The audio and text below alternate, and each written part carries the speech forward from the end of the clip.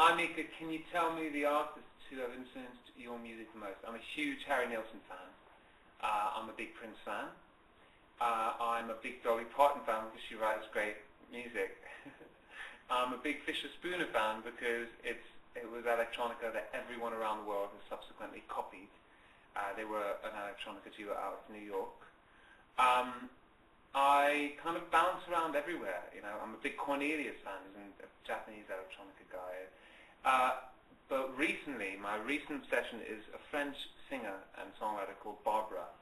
And Barbara is, in my opinion, one of the finest songwriters that has ever been. And she didn't get that famous around the world, or as famous as someone like Edith Piaf, because I don't know why, but it's actually better because you haven't, you know, been surrounded by it your entire life, and it's something to discover. She's amazing. Check her out. We have a question from the chat, Love61.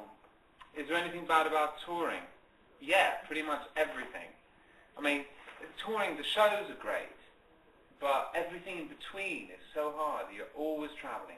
You do 3 nights on, 1 night off. You know, or you never really have time to rest your voice.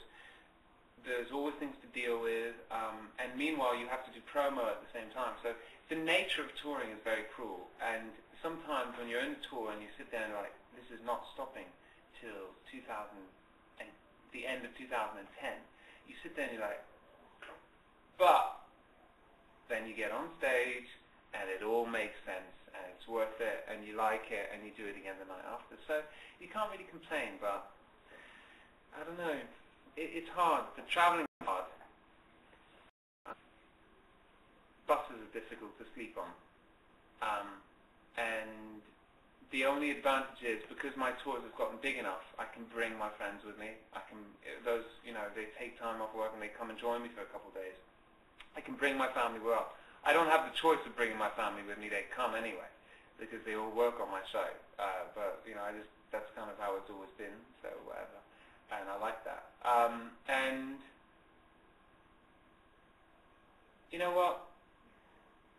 In all honesty, I don't know what else I'd do.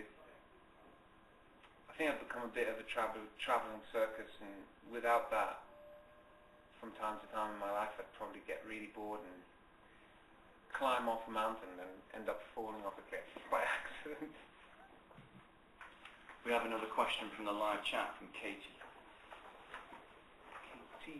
Katie wants to know, do you get a lot of marriage proposals from fans? Will you marry me? Will I marry you? No.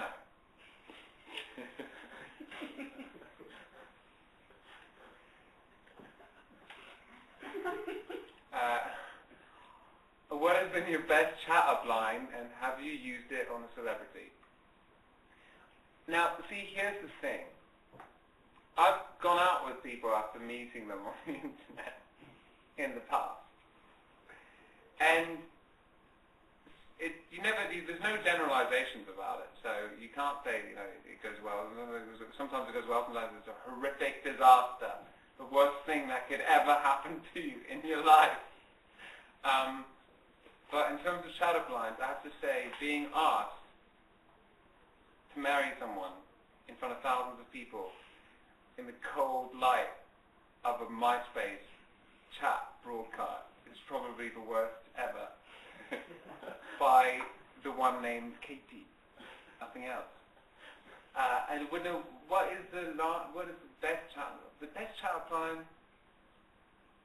I'm really rubbish with chat-up lines. Absolutely rubbish. I'm as romantic as a bar stool.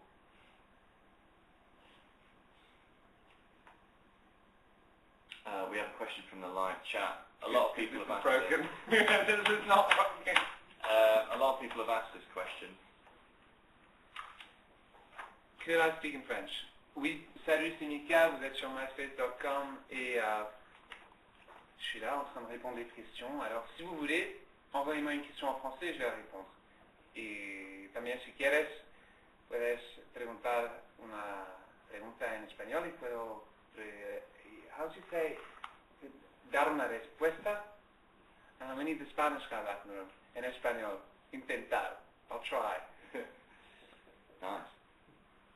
Do you? Oh God, this is long. Do you think that reality TV talent shows really are a good way for discovering new talent, or do you believe that they're really ruining the chances of those people who have spent a number of years working so hard to try and make a name for themselves in the industry? I think there's a big difference. If you are in a reality talent show and you are going to do well, you are probably a singer, not necessarily a songwriter. There's no difference between what Eurovision used to be and what X Factor is today. I think that's the best comparison. And out of Eurovision, you got Celine Dion. I mean, you can say whatever you want about her. She's one of the biggest pop artists ever. And you know, a lot of people don't like her, a lot of people adore her, but she was born out of Eurovision. I don't think that would happen again today, or at least it hasn't in a long time. But then again, X Factor, or whatever it is, American Idol, those shows can offer up a lot of opportunities for some really good singers. And I think that that side of it is good. If you're a songwriter, you're probably going to have a hard time. For the obvious thing, being me, if I walked onto that show, had to sing other people's songs, I would never ever have a hope in hell of winning anything, or probably getting into the semi-final, because I do things my own way, because that's all I know how to do. I'm not that good when I try and emulate something else. You know, in the Jedward thing in the UK, we've got, because I know a lot of people are tuned in from all around the world, but we've got these two guys called Jedward, and they can't really sing, but they smile really well, and they've kind of cast a spell, an Irish spell, over the entire UK, and there's something charming about them. So that's purely entertainment. And will they have a career? Some sort of career, definitely. Out of that, I don't know, you know, it's not going to be Leona Lewis, but it's going to be their own version of. I think it's fun. I think it's very old school. You've got to look at it like vaudeville. It's like a variety show in the 30s, but on a really big scale. If you want the new Leonard Cohen, you're not going to find it on X Factor. We have another question from the live chat. Call for advice. Who is Kaja? I heard you were shy as a teenager. You're such a confident performer now. Can you give any tips or advice to help me come out of my shell? Get on stage. If you want to get out of your shell, and you're afraid to go on stage, get on stage. And the truth is, you can be totally boring in real life, and shy and reclusive and quite healthy. Because most people who are shy are generally healthier people in real life. It's the performers who don't know how to turn